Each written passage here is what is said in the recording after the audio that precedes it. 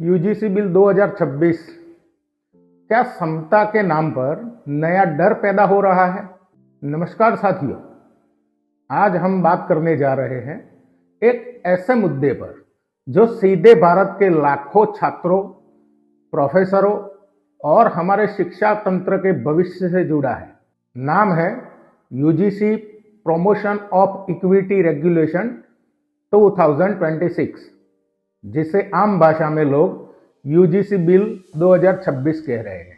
सरकार कहती है ये कानून समता के लिए है, भेदभाव रोकने के लिए है और एक सुरक्षित कैंपस बनाने के लिए है। लेकिन सवाल यह है कि क्या यह कानून सभी के लिए समान है? क्या इससे जनरल कैटेगरी के छात्रों की भी आवाज सुनी गई है, या फिर समता के नाम पर एक नया डर पैदा किया जा रहा है? आज हम न गाली देंगे, न किसी वर्ग को नीचा दिखाएंगे, बस सवाल पूछेंगे शांति से, तर्क से। यूजीसी और कानून की मंशा सबसे पहले साफ कर लेते हैं। यूजीसी कोई छोटी संस्था नहीं है।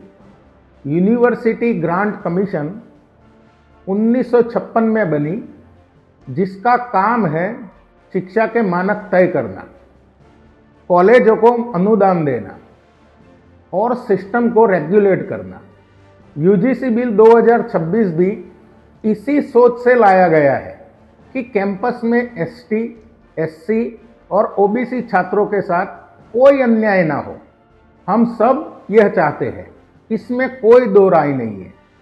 लेकिन अच्छी मंशा हमेशा अच्छे कानून में बदल जाए, यह तो जरूरी नहीं है। असली चिंता कहाँ है?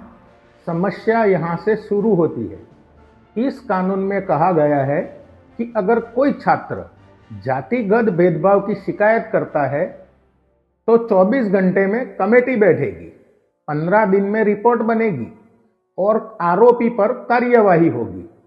सुनने में अच्छा लगता है, लेकिन सवाल यह है कि अगर शिकायत झूठी हो तो, अगर बदले की नीयत से हो तो 2025 के ड्राफ्ट में फेल्स कंप्लेंट पर सजा थी, लेकिन 2026 के फाइनल रूल्स में वह हटा दी गई है। मतलब शिकायतकर्ता पर कोई रिस्क नहीं, आरोपी पर पूरा बोझ डाला गया है। यहीं से जनरल कैटेगरी के छात्रों में डर शुरू हुआ है। प्रिजम्पशन ऑफ गिल्ट, पहले दोषी बाद में सुने जाओ। आज कैंपस का माहौल क्या है? छात्र आपस में बात करते हैं, मजाक करते हैं, कभी बहस भी होती है। अब सोचिए, अगर किसी बातचीत को, किसी शब्द को या फिर किसी टोन को कास्ट बेस्ड इंसल्ट बता दिया गया तो आरोपी को पहले बचाव करना पड़ेगा। उसकी रेपुटेशन तो जाएगी ही जाएगी, कैरियर पर भी दाग लग जाएगा। यह क्या है? प्रिजम्पशन ऑफ गिल्ट, यानी पहले दोषी मान लिया, बाद में सुना जाएगा। क्या है ये? नेचुरल जस्टिस है? जनरल कैटेगरी की शिकायत कौन सुनेगा? कानून कहता है कि जाति आधारित भेदभाव सिर्फ एससी, एसटी, ओबीसी के लिए के खिलाफ माना जाएगा।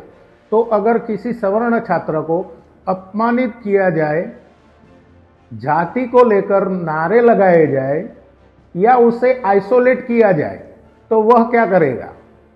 क्या भेदभाव एक तरफा होता है?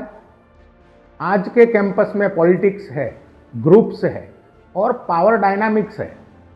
कानून अगर यह मान ले कि एक वर्ग कभी पीड़ित हो ही नहीं सकता, तो वही कानून नया भेदभाव बन जाता है। अब जरा प्रोफेसरों की बात करें। कहीं कोई बात गलत न समझ ली जाए, कहीं कंप्लेंट ना हो जाए, तो क्या होगा? टीचर्स सेफ टॉपिक्स पढ़ाएंगे, एक्स्ट्रा डिस्कशन से बचेंगे, क्रिटिकल थिंकिंग खत्म होगी। और याद रखिए, बिना सवाल पूछे कोई भी देश विश्व गुरु नहीं बनता। सवर्ण लड़कियों की चिंता, इस पर कोई खुलकर बात नहीं करता, लेकिन सच है कैंपस में जनरल कैटेगरी की लड़कियां भी पढ़ती है। अगर उन्हें कोई धमकाए, छोटी बात पकड़कर ब्लैकमेल करे, झूठी शिकायत की धमकी दे, तो वह किसके पास जाए? क्योंकि कानून में फेल्स कंप्लेंट पर कोई एक्शन नहीं है। प्रोटेक्शन सिर्फ एक दिशा में। डर सिर्फ लड़कों का नहीं है, लड़कियों का भी है। 3000 साल का शोषण अक्सर कहा जाता है। 3000 साल से शोषण हुआ। हम पूछते हैं, किसने किया, कैसे किया, आज कौन कर रहा है?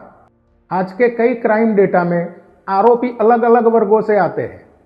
तो क्या आज का एक छात्र अपने जन्म से पहले की चीजों का दोषी है? न्याय इतिहास का बदला नहीं है, वर्तमान की सच्चाई देखता है। यही वजह है 29 जनवरी 2026 यानी आज के दिन सुप्रीम कोर्ट ने इस कानून पर स्टे लगा दिया है। कोर्ट ने कहा है कि नियम अस्पष्ट है, दुरुपयोग की संभावना है, समाज में विभाजन हो सकता है। कोर्ट ने यह भी कहा है कि कानून को कास्ट न्यूट्रल और बैलेंस बनाइए। ये बहुत बड़ा संकेत है। हम सरकार के खिलाफ नहीं हैं, हम न्याय के खिलाफ भी नहीं हैं। हम बस यह कह रहे हैं कि पीड़ित को सुरक्षा मिले, लेकिन निर्दोष को डर न हो। झूठी शिकायत पर भी एक्शन हो। सभी छात्रों को बराबर सुना जाए। सबका साथ सबका विकास तभी होगा जब कानून सबके लिए न्यायपूर्ण होगा। हम चाहते हैं कि एक ऐसा कैंपस जहां डर नहीं संवाद हो, ब्लैकमेलिंग नहीं भरोसा हो, और समता सजा नहीं संवेदना बने। बटेंगे तो कटेंगे, लेकिन अगर कानून ही बांटने लगे तो देश कैसे जुड़ेगा? यही सवाल है, यही चिंता है। अगर आपको यह चर्चा संतुलित लगी हो तो वीडियो को लाइक करें, अपनी राय कमेंट में जरूर लिखें और चैनल पंकज क्रिटिक्स को सब्सक्राइब करें। मैं पंकज आपसे फिर मिलूंगा एक नए मुद्दे पर, एक नए सवाल के साथ। जय हिंद।